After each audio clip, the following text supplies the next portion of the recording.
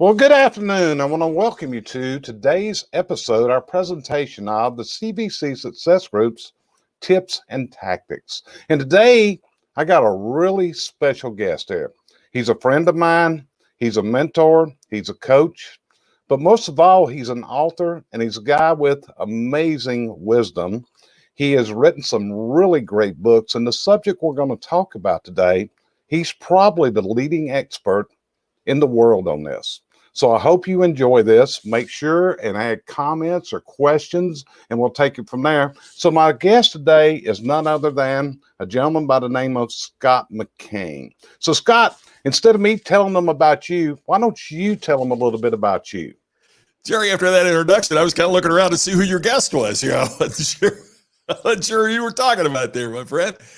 Oh my goodness, where to start? I'm very fortunate. I grew up in a very small town in Indiana. Got involved with a student organization, and part of that student organization's focus was leadership and how do you tell stories that people and followers will respond to. So at a very early age, I got really interested in that.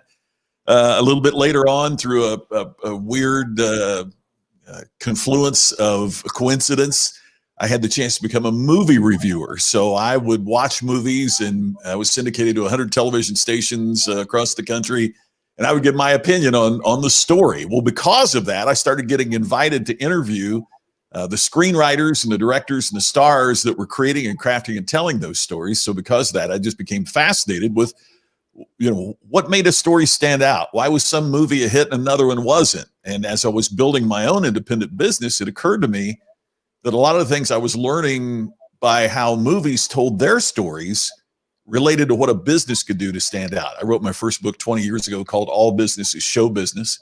And I really started focusing on what does it take to create distinction? How do you stand out, regardless of the business you're in? How does a chimney sweep stand out from other chimney sweeps in their community? What does it take to attract attention? What does it take to break through the clutter? That's always been fascinating to me. And so the importance of using story to make your business stand out and to sell your products and services has been something I've looked at for 25 years now. Yeah. And this is the thing about it. Whenever I've been a student of Scott's, in fact, we had a phone call yesterday and had a discussion. And I said, Scott, I think there's a really big thing here of your story and how to use that as part of the sales communication. It's a way I think that you can build trust, you can build relationships. And one of the things I know about you, Scott, is one of your probably most famous speech talks is on Taxi Cab Terry. Are you ready for the best cab ride of your life? And I've heard you give this.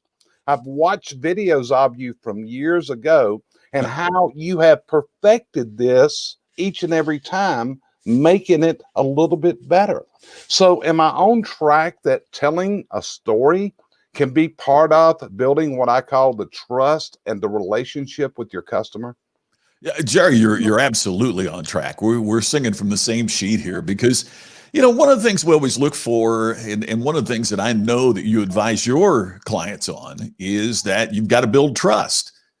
Especially for those of us that are in businesses such as your clients are, that takes them literally inside the homes and the businesses of their clients. I mean, they're not like a drive-through restaurant, where you're always coming to that business to do business. Most of your clients are actually going into the homes. That requires a higher level of trust, and advising them what to do with their home requires a much higher level of trust than what most businesses have to develop. And so how do you create trust? You can only create trust through connection. And you don't build connection by telling somebody that you're going to make sure they're up to code. Okay, good. So in today's world, let's face it, COVID is a really big issue, okay? And people are more fearful for people entering their home. Let me ask you a question. Are you more fearful today of someone coming into your home than you would have been a year ago, Scott? Oh, absolutely. And Jerry, just yesterday, we were having trouble with our home alarm system, our home security system. And, the guy came and he knocked at the door, and, he had his mask on, he had boots on, And when I first opened the door, I didn't know who it was going to be. You know, there was a knock on the door, and I looked out. I didn't have my mask on. I opened up the door, and he said, "To mask is your choice. It's your home. But for me to have a mask on in your home is my choice and my company's choice." Gotcha. I thought, I like that. Gotcha. So what does a story need to entail? Because let's face it, we all remember the story of our parents. I had to walk uphill barefoot in the snow to school both ways. Okay? Exactly. That's probably stuck with many of us, but again, that's really not going to build that relationship with your customer in the COVID world. Would you agree? I would totally agree. The problem is, Jerry, that I think most folks, and I get this, you know, my mom and dad had a grocery store. We had a small business, and it's different when you're an entrepreneur. It's different when you have a small business. I mean, if I was the CEO of Apple Computer and we didn't sell many computers today, I still get my check on the 15th and 30th, and I can sleep pretty sound. Simultaneously, if we didn't sell groceries, mom and dad tossed and turned, right? Because I mean, it's not only your business, it's your livelihood as well. So it's different with a small business. Therefore, one of the challenges that we get into is because it's so personal for us, we almost unexplainably, instead of making our story personal, we tend to make our story a resume, or we make our story a list of our products and services. And that's not a story. I mean, imagine if you and Cheryl are sitting and you turn on, you say, "Hey, we're going to catch a movie tonight." You turn on Netflix, and the program on Netflix begins by telling you what kind of cameras they used and what lumens the lights were set for and what microphones were used to capture the sound. Click, we're on to the next one, right? We don't want a resume. We don't want a list of features. That doesn't connect us. So we've got to learn, first of all, what are the two crucial elements of a story? And next, how do we construct our story so it breaks through the clutter and is of interest to the prospects and customers we seek to serve? So how do you build this, Scott? I mean, if someone hasn't done it, let's face it, you've been on a stage many times, and part of being on the stage is to tell a story, okay? When we talked about Taxi Cab Terry, or we talk about Joe Calloway and Mark Sanborn that wrote The Fred Factor, Yeah. these are stories from their observation of what happened in the world. That's your Taxi Cab Terry story. Sure. It's the observation of a guy that just stood out because of what he was doing. And now you've taken that story to inspire many people how to be better at what they do. So in the case of a service technician going into customers' homes, and we're talking about, you see a fireplace over my left shoulder, and we're going to talk about upfitting that fireplace, repairing it, or whatever. So whenever we do this, how do you construct this story? You know, it's interesting, Jerry. I kind of think it's in our DNA that we love stories. One of my mentors was a minister who said, I think if we translated the term "verily, verily, I say unto you," in today's terminology, it'd be, you know, it kind of reminds me of a good story. So what we have to understand is, if we look at stories from ancient text, or we look at the stories that get to us today, they're all based on two things. They're based on characters and conflict. In other words, all good stories are about people. Now, I've had people say, "Well, wait a minute, my kids love the movie Cars. You know, that's about cars. It's not about people." Well, the cars are interesting because they give them human characteristics. Okay. So the first thing we have to say is not what is the story about.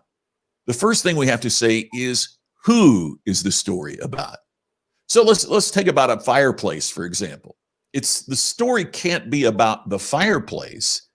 The story has to be about the customers who own that fireplace.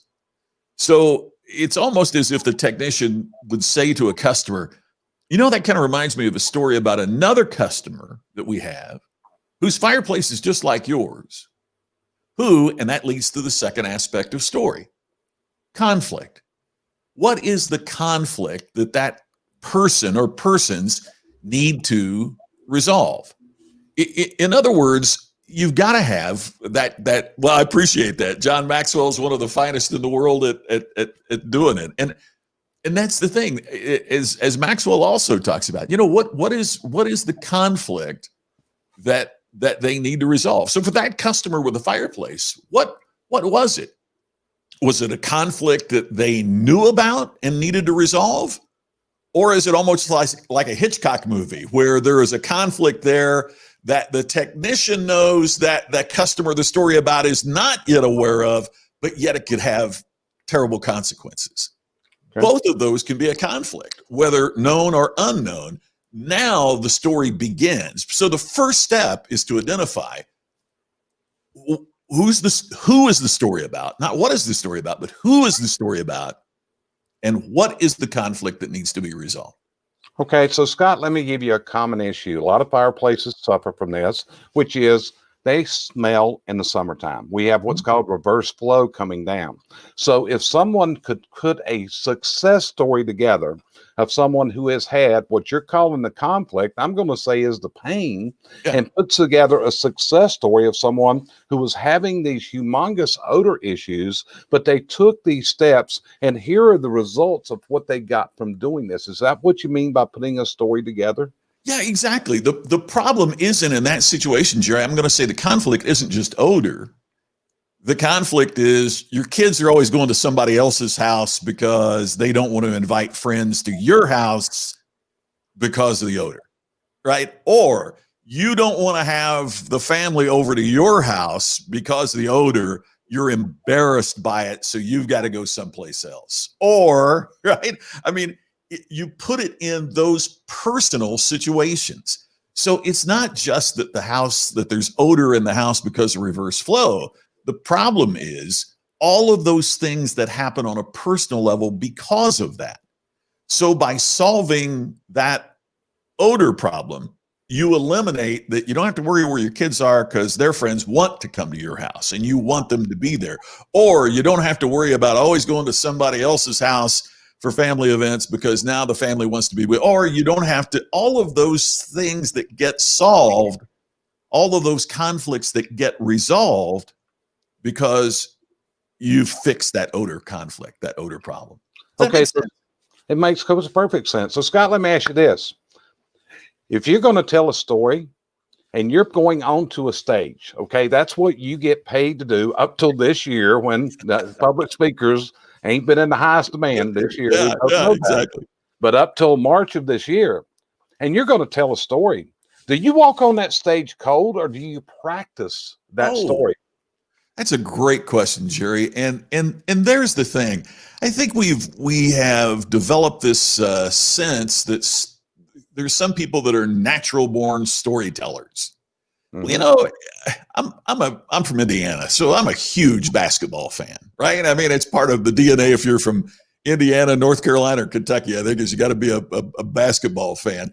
And our coach back home used to say, I can't coach tall. You either are or you aren't, but everything else can be developed. Mm-hmm. And I think some people do have more of a natural ability to be outgoing than others, but the elements of story can be taught to anybody, and you practice that over and over and over. Hey, right. You might be more adept at being a musician than I, but if I practice the piano and you don't, I'll end up being a better piano player than you are, even though you have more natural ability. Right. So the point is stories are developed and they're practiced and they're worked on. You mentioned Taxi Terry earlier. If somebody would watch the video of when I first told that story as to today, the story has evolved. Now, I got to make real clear, my grandpa used to tell fishing stories, and the more time the story got told, the bigger the fish got. That's not what I mean here about your story changes. What I mean is, if stories are about characters and conflict, then as you tell the story, you find ways to help your listener visualize that character more intensely. And you find ways to intensify the conflict so it becomes more interesting. So as we practice that story, we learn how to make the character more interesting and the conflict more compelling. And therefore, the result is our story becomes more interesting. Right. You've also got to be able to adapt, possibly. You don't get as much time to do this one as you did before.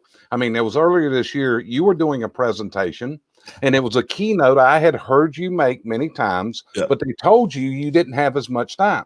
And you and I talked afterwards, and I told you, I said, Scott, that was probably the smoothest I've ever heard you tell that story, was in that abbreviated one. So what did you have to do to adapt into that shorter time frame? You know, Jerry, when you said that, the first thing that popped in my head was it's the difference between an hour-long television show and a 60-second commercial. Right? I mean, when you've only got 60 seconds, you got to get to it. You've got to make sure the character is developed and the conflict is there, and the process, the elements are still the same, but you have to cut the chaff out. You know, you got to get the chaff out of the wheat. You've got to really get to the core elements. And I got to tell you, I've mentioned to you privately, I found that to be a really, really good exercise, because it really lets you know what's important and what's not. Hey, we all know people that tell stories, and it's kind of like the story goes on and on. Well, when you're given that kind of time limit, as we generally are with our customers, it means you've got to know what you're doing and get to the point. Well, I know about 10 years ago, I was doing an industry thing, and I was supposed to do an hour presentation, and the time was there. And then all of a sudden they told me, Jerry, all you get is 30 minutes. Like, thanks a lot. So we went into it, and I had a 60-minute presentation, did it in 30 minutes. And afterwards, the guy that sponsored said, Jerry, I think that was one of the best presentations I've ever heard you do. Because like you said, you're just going, you got to hit that particular point of getting there. So it is that, okay, what about leadership? Is telling a story a way to become a better leader?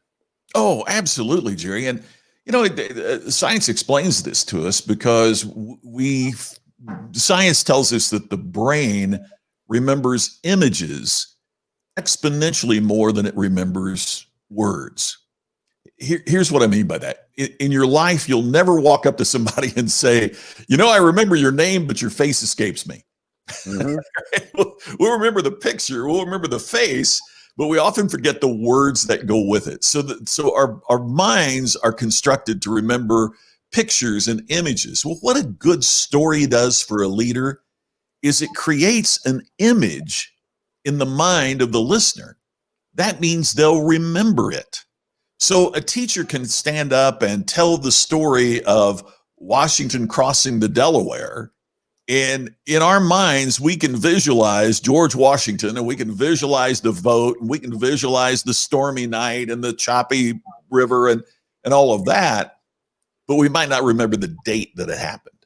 Right. As leaders, we want to get our points across, and one of the best ways that we can do that is through the word pictures created by compelling stories. That's it. So what you're doing is you're building mental images by this. And Scott, again, from listening to you, which I have done many times. Yes, you have. And seriously, I've heard you tell me Scott's story. And Scott, as you told this story, I could actually envision being in your life at that point of the challenges you were facing at these different points. I mean, I'll be honest with you, it was almost an emotional experience to hear this. And, and painting that picture. How do people learn how to do this, Scott? Well, Jerry, I think there is a formula by which you do it. And I appreciate you asking, because we're having a program the end of this month on January 27th called Distinctive Story. It's going to be a program of about 5 hours. And we're going to start at the very beginning, and every participant through this process is going to create their story. So at the end of this program, everybody will have a story. Now, it's not just that's the only story that you'll have. I know you have several, I have several, but the important thing through developing this one story is to learn the repeatable process that it takes to create that distinctive story. So distinctivestory.com is where people can go to get more information. We're going to have some free information coming out very shortly for those that follow me on how to start your story. but I appreciate you asking it, Jerry. I know you've already signed up for it, so I'm honored by that. But we're going to work on the elements of creating a distinctive story, because it begins by knowing how you do just one. And you know how that is, Jerry. I mean, a lot of times we teach through example, and that. But the student organization I talked about earlier that I was a part of was FFA. Used to be known as the Future Farmers of America, FFA.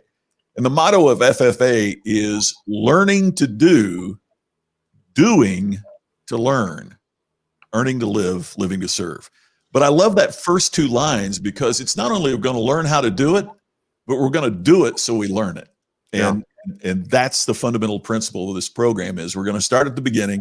We're going to go through the process of creating just one distinctive story, because of that, you're going to be able to repeat the process and continually create these stories that connect you as a leader with your team, or as a service person with your customers and prospects.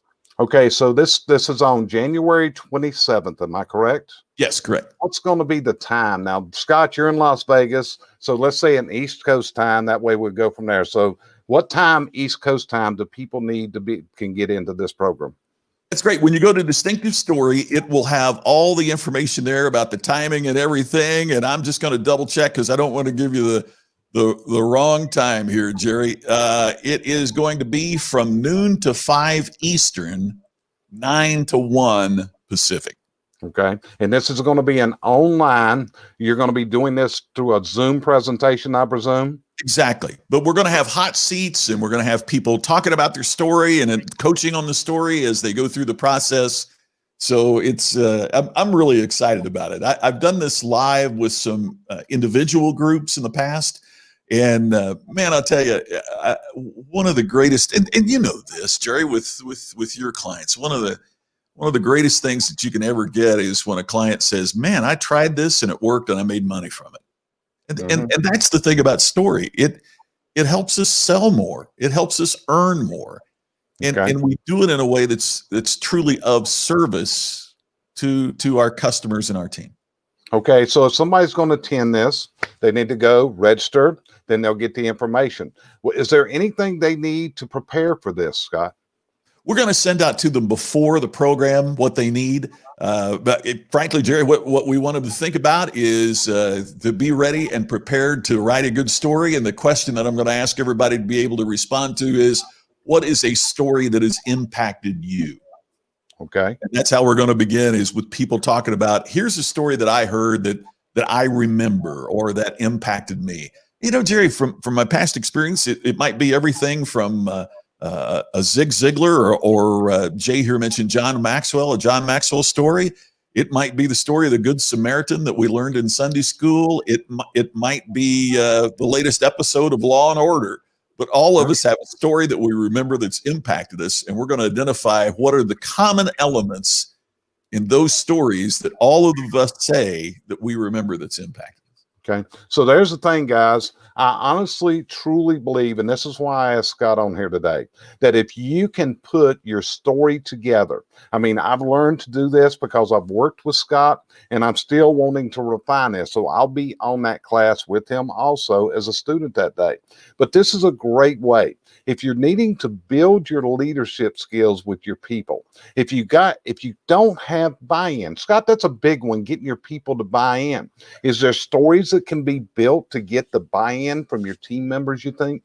Oh, absolutely, Jerry. You know, and that is the thing. Story unifies us. Story connects us.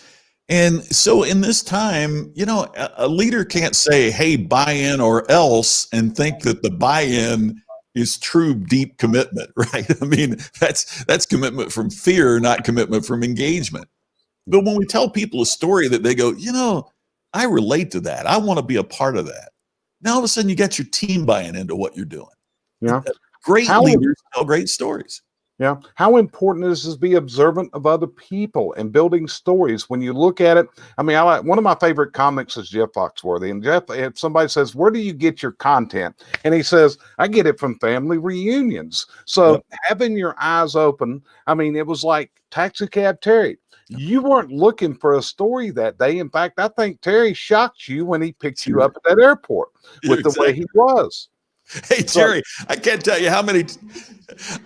Jerry, how many times I have tossed and turned in bed thinking, man, if I'd have been one guy ahead or one guy behind that line, I would have never had that great story. So, that's it. So Taxi Cab exactly Terry right. changed your life there, right? He did. Yeah. And that's what I think you can do with stories, guys and gals.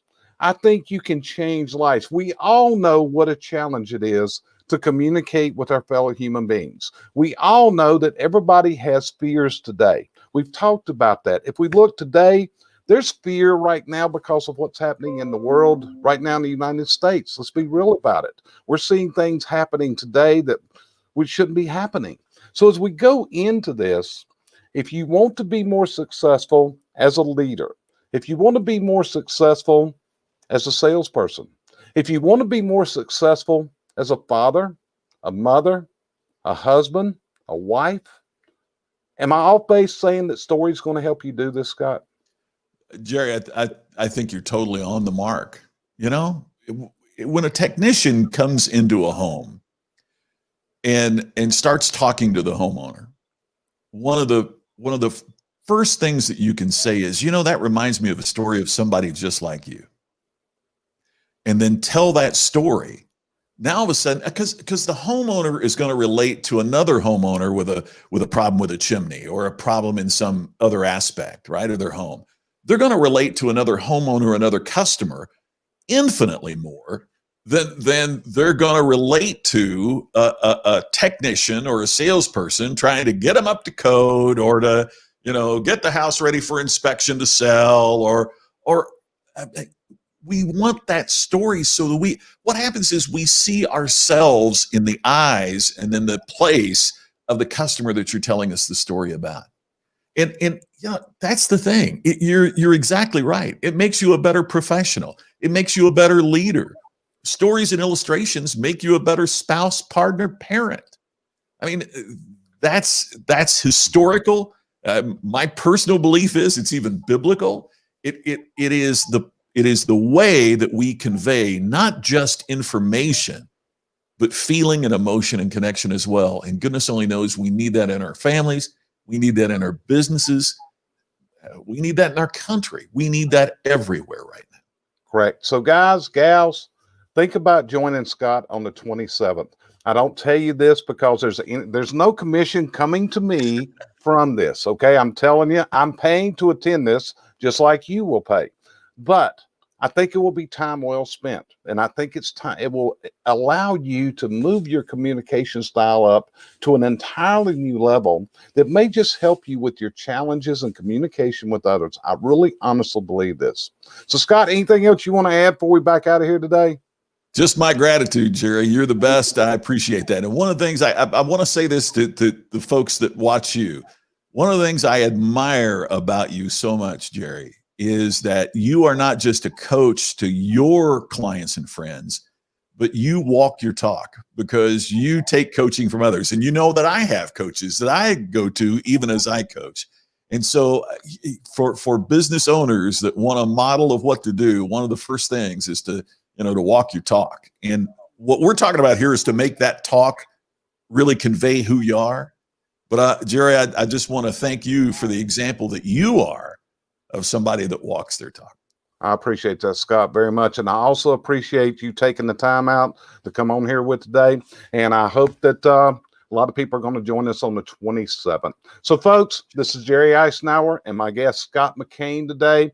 And like I said, he's wrote some great books, Iconic, and some others to really go into. It'll give you a really unique perspective on life. He also networks with a lot of great people. It's like Randy Pennington, and I've talked about Mark Sanborn earlier, Larry Winget, other people, Joe Calloway, and other people. They get together and they really have some in-depth discussions. And that's what I see Scott does. And like we said, when Scott and I have a call, I honestly think we actually learn back and forth together in We that do. call. It really does. Me and him and Cheryl, we have joint calls. We had one yesterday, and we just go back and forth, and it's so enjoyable. And it's like yesterday. It was like the time was up. I said, Scott, you got to hurry close. He said, nah. And we go another 15 minutes just talking about things to help each other out. So, Scott, I want you to know I appreciate you very, very much, sir. And we appreciate you joining us, folks, here on the CBC Success Group's Tips and Tactics for Success.